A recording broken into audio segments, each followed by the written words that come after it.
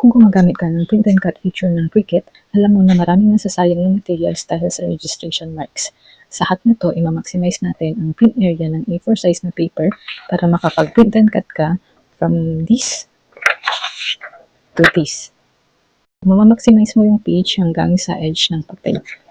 Panoorin mo ang video na to para marami kang magawang mga projects gamit ang iyong Cricut. Before trying this hack, I want you to check kung hanggang saan kayang mag-print ang iyong printer. Dahil magkakaiba tayo ng printer, baka magkakaiba din tayo ng maging measurements. So, i-check lang natin before everything else. Ito, meron akong A4 size na paper dito.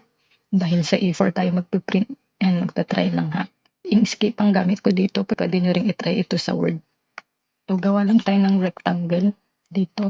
Mag-draw tayo ng rectangle all the way across sa edge ng paper. Isang horizontal and isang vertical din. And then, i-print natin ito. Ang gamit kong printer ay Epson L8050. Ang i-check natin kung tamang paper yung ginamit natin. Dapat A4 to. Then, click print. Ito yung naging output ng print. Merong portions na hindi na-print dahil hindi naka-turn on ang borderless printing. Dahil hindi lahat ng printers ay capable ng borderless printing, tingin ko it's appropriate na ang example natin na project ay hindi gumagamit ng borderless printing. Dito naman sa baba, sumagad ang print niya. Ang next na gagawin naman natin ay i-measure kung hanggang saan ang print. 8 and 1/8 inch. And itong sa baba naman, umabot siya ng 11 and almost 11.75.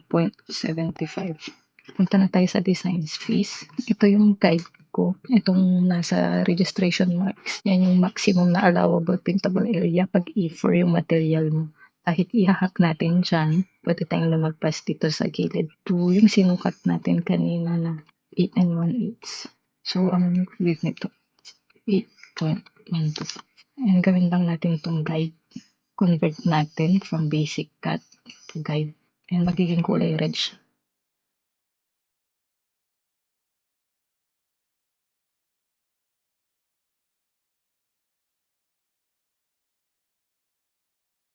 Ang gagawin natin, i-layout lang natin yung mga illustrations dito sa guide na ginawa natin. I-detach ko lang sila. Ibaba ko muna to sa pinakababa. And ito din. I-detach ko to.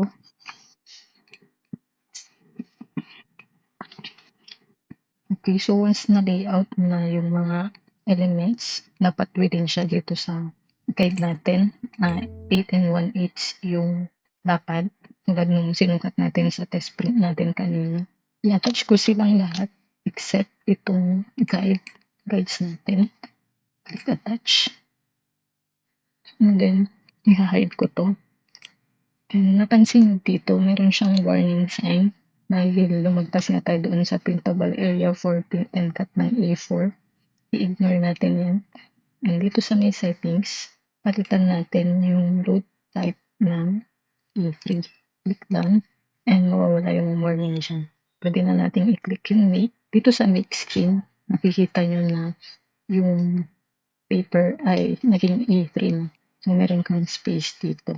Then, i-move ko lang hanggang sa pinaka-ibabaw yan sa pinaka-corner.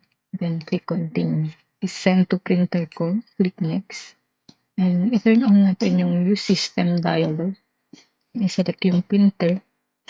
Then, click print. And dito sa may preferences, ang document size mo dapat ay A4. And naka-turn off din yung borderless. Kasi yung tinesting natin kanina ay hindi rin siya borderless. So, click OK, then print. Ito yung naging output ng print natin. Kung i-compare natin sa print natin kanina. Ayan. So, yung registration mark, naputol siya doon sa maximum na printable area na kaya ng printer. So, meron siyang almost 3 millimeters na margin dito. Hindi naman naputol yung gilid ng print natin. So, okay yun. And dahil naputol yung registration mark natin, meron akong tinatago dito na registration mark galing sa mga naunang projects na ginawa ko. Hindi ko sila tinatapon kapag yung materials na ginagamit ko. And ididikit ko siya dito, yung mga kulang ng registration mark.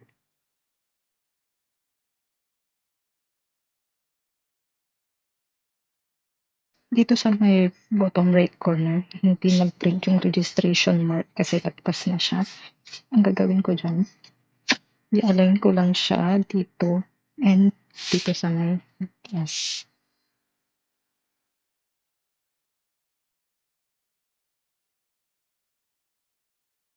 Ready na siya. Kompleto na yung registration marks. Then, lalagay ko na siya sa machine. Click ko lang yung door. Siselect lang ako ng material. And tignan natin kung gagana.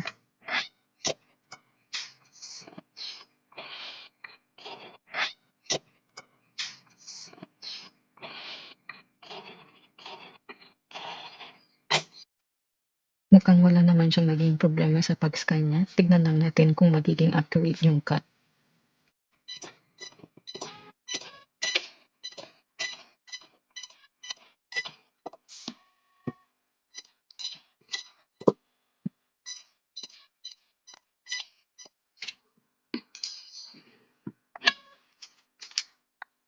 Okay, that's it. Ito yung naging result ng cut. Ngayon, sagad na sagad yung print niya dito sa kabilang side. Subscribe kung gusto mo pang matuto ng ibang Cricut hacks. Kung gusto mong malaman kung paano ako gumawa ng stickers, pwede mong panoorin ang video na to.